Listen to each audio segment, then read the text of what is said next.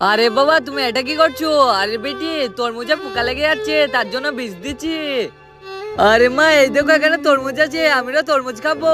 আরে বাবা, এগুলো তো বড় সুদে। আরে না মা, আমি এই তরমুজ খাবো। কি যে করে, আশেপাশে কেউ নেই, এক কাজ করি, আমি একটা চুরি করে নি। আরে মনে হচ্ছে ওই মেয়েটা তরমুজ নিয়ে যাচ্ছে। আমার আবার ভুল থেকে চুরি করে নিয়ে যাচ্ছে না তো। যাই যে আমি দেখি তাড়াতাড়ি করে।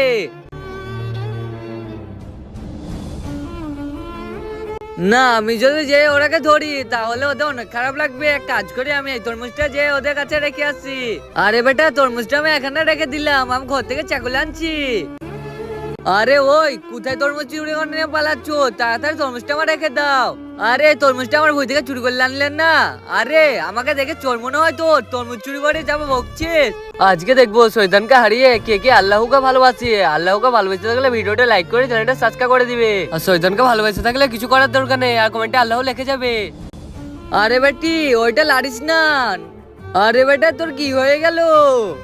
আরে ভাই, তুমি কিছু তরমুজে মিশিয়েছিলে, আমার বেটা খাওয়ার পরে অজ্ঞান হয়ে গেল।